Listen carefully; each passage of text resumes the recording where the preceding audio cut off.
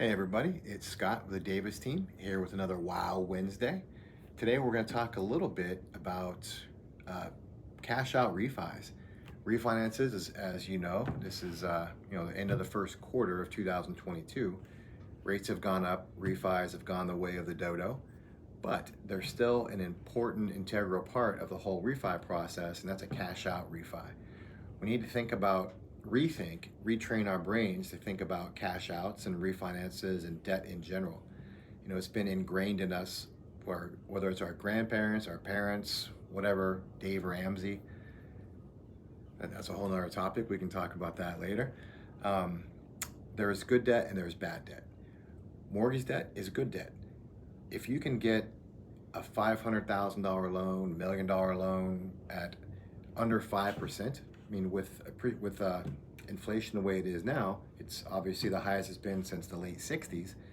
If you can borrow $1 million for 5%, borrow that money for as long as you can. There's a bunch of different reasons for that, but the biggest reason is that cash is king. We need to be able to make sure that we're as liquid as we can be and as positive on cash flow as we can be. So I'm really against 10-year terms, 15, 20, 25-year terms. I'm all about 30-year terms, borrowing that money, especially when the rates are where they are now. If they increase, my tune will change. It'll be a different topic that we're looking at. But where we are now, borrow that money for as long as you can. Don't pay extra. Take that money and do other things with it. And a cash out refinance is a great way to do other things with it. Rates are an emotional part of the process. The home buying process in general is emotional, but the rate specifically is emotional. We went through 3s and 4s in the blink of an eye in the first quarter of 2022. We went from 2.99 to basically 5% in the first quarter, and that's just crazy given where the rates have been the past 5 years or so.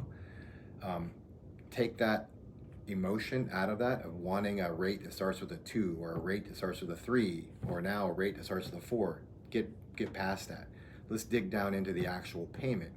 Every eighth is a few dollars. Obviously that's going to add up. The higher the loan, the more eighths that you add up, it's definitely going to add up and add more to your mortgage.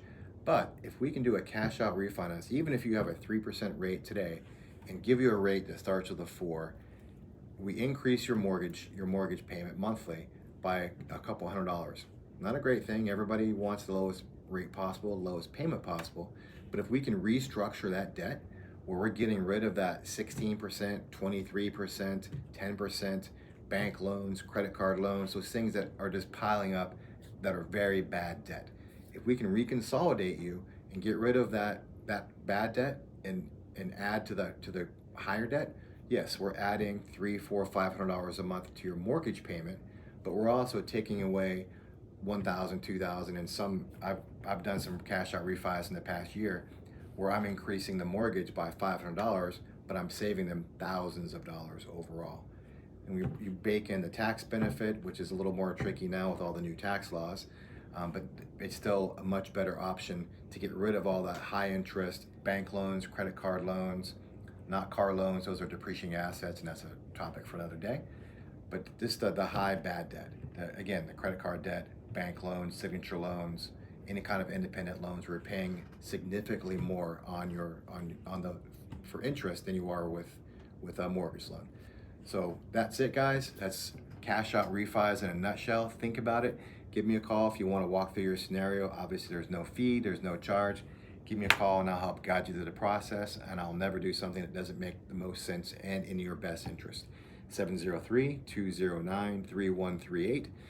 Smash that like button wherever it is, and I will see you guys next Wednesday. Thanks. Have a great day. Bye.